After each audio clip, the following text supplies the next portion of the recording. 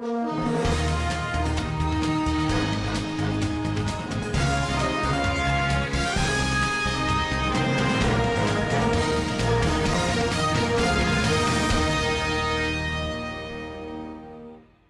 तालुक्यातील मोटेवाडी येथे मरगुबाई देवीच्या परिसरात भाविकांच्या निवारा शेडची भिंत कोसळून झालेल्या दुर्घटनेतील जखमींची सांगलीचे पालकमंत्री चंद्रकांत पाटील यांनी मिरजमधील शासकीय रुग्णालयात जाऊन विचारपूस केली।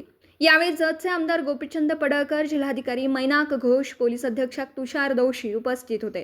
दरम्यान चंद्रकांत पाटील यांनी मृतांच्या कुटुंबियांना 4 लाखाच्या मदतीची घोषणेचा प्रस्ताव बनवणार असल्याचं जाहीर केलं आहे। तसेच जखमींवरील उपचारांचा सर्व खर्च सरकार करणार असल्याचं चंद्रकांत पाटील यांनी स्पष्ट केले आहे।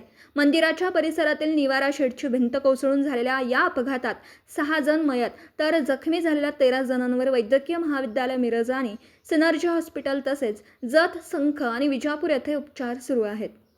मोटेवाडी गावामध्ये मरगुबाई देवस्थान जत तालुक्यातला तिकडे एक यात्रा याविषयी बरेचसे लोक जडो झाले होते आणि तिकडे प्रचंड वाडा हे असल्यामुळे ते दुर्दैवी एक घटना घडली। तिकडे तारपत्रे आणि त्याची अँगल उडून एक भिंतीवर पडली आणि ते भिंती कसरलं आणि ते भिंती म्हणजे मागे जे लोक बसले होते त्याच्यापैकी 6 लोकांची दुर्दैवी निधन झालेली आहे आणि त्याच्यापैकी 4 महाराष्ट्रीयन आणि 2 कर्नाटकाचे आहे आणि ते सोडलासुद्धा जवळपास 13 लोकांच्या ते जखमी झालेले आहे। त्या ठिकाणी ते 13 जे जखमी झालेले आहे त्यांना जिल्ह्यातल्या वेगवेगळ्या ठिकाणी सिव्हिल हॉस्पिटल आणि इतर खाजगी हॉस्पिटल जत आणि मिराजमधला वेगवेगळ्या हॉस्पिटलमध्ये त्यांना दाखल करण्यात आलेली आहे। माननीय पालकमंत्री महोदय आणि त्याच्यामध्ये सगळे आमचे जे सन्माननीय जनप्रतिनिधी जतचे त्यांनी पूर्ण रात्री त्याच्याबद्दलही आढावा घेतलेले आहे आणि आज त्यांची भेटही झालेली आहे आणि सुदैवी घटना हे आहे की सगळे जे जखमी झाले होते ते सगळ्याच्या सुस्थितीत आहे, त्यांना जीविताची काही हानी नाही आहे आणि ते सगळे रिकवर चांगल्या पद्धतीने करत आहेत आणि शासनाचे मार्फत जे 6 लोक जे मयत झाले त्याच्यापैकी 4 जे महाराष्ट्रीयन आहे त्यांना शासनामार्फत जे अनुदान आहे ते उपलब्ध करून देण्यासाठी आम्ही प्रस्ताव तयार केलेला आहे। संध्याकाळीपर्यंत ते प्रस्ताव पाठवणार। काल घटनेच्या वेळी त्या ठिकाणी महसूल आणि पोलीस प्रशासनाचे सगळे अधिकारी कर्मचारी त्या ठिकाणी उपस्थित होते आणि लगेच त्यांचे रेस्क्यू आणि सगळे जे ॲक्टिव्हिटी आहे ते झालेली आहे। धन्यवाद। पाऊस ज्या पावसाची पिकं म्हणूनही पूर्वतयारी नसते आणि अशा घडणाऱ्या घटनाही अनपेक्षितपणे घडतात, तसं मरगुबाई देवस्थानाच्या यात्रेला कर्नाटक महाराष्ट्रातले प्रचंड लोक येतात। यात्रेच्या दिवशी गर्दी असते पण ती बरेच दिवस चालूच राहते। कालही अशा प्रकाराने तिथे लोक एकत्र आले आणि अवेळी पाऊस आला, कोणाची तयारीच नसते ना, छत्री रेनकोट, म्हणून आडोशाला जातो तर तो आडोसाच पडेल हे कोणाच्याच कल्पनेत नव्हतं। त्यामुळे त्या आडोशाची भिंत कोसळून 6 जण मयत झाले।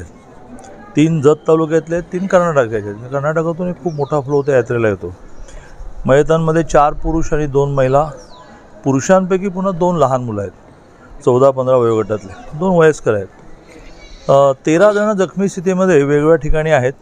त्यात मिरज मेडिकलला एकूण त्यातले 4 आहेत, सिनर्जीमध्ये आहेत, काही जतमध्ये आहेत, संखमध्ये आहेत, काहींना विजापूरला पाठवलं आहे। आणि त्यामुळे घटना जी आहे ती ज्याला आपण म्हणतो की कोणाच्या हातात नसलेली घटना आहे। त्यांना तरी काय माहिती की हा आडोसा पडणार आहे म्हणून। प्रचंड वाऱ्याने समोरच्या शेडचा पत्रा ह्या भिंतीवरून आपटला। तर आता मृतांच्या नातेवाईकांना प्रत्येकी 4 लाख रुपये मिळवण्याचा प्रस्ताव कलेक्टर महोदयांनी तयार केला आहे। तो मदत पुनर्वसनला जाईल। उद्या सुदैवाने कॅबिनेट आहे, लगेच मदत पुनर्वसनच्या ज्याचे मिनिस्टर आहेत मकरंद पाटील त्यांना मी सांगून पटकन चेक मिळण्याची व्यवस्था करू।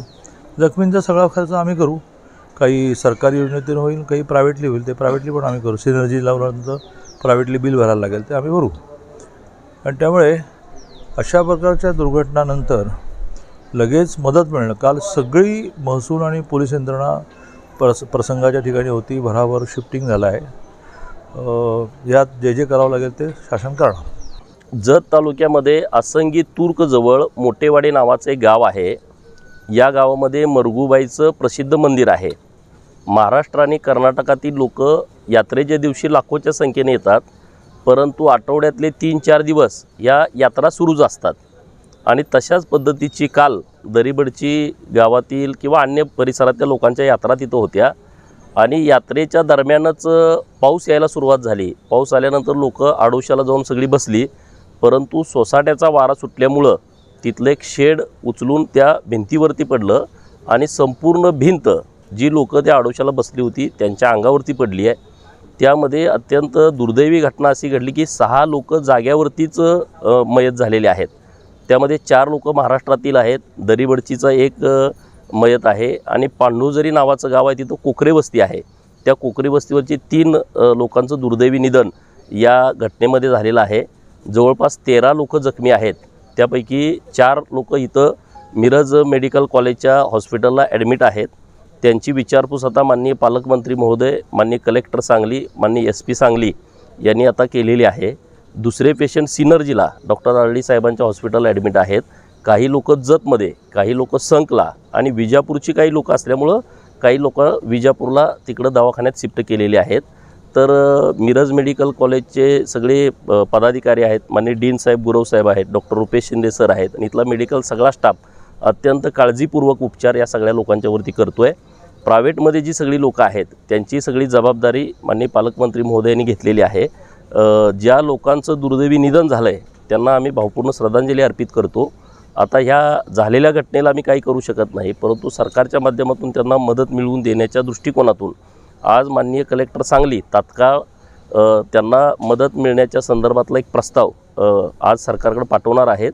उद्या कॅबिनेट असल्यामुळं उद्या माननीय पालकमंत्री चंद्रकांत दादा आणि मी, माननीय मकरंद पाटील साहेब ज्यांच्याकडे हे खातं आहे मदत पुनर्वसन, त्यांना भेटून ही मदत मिळण्याच्या दृष्टिकोनातून प्रयत्न करणार आहे.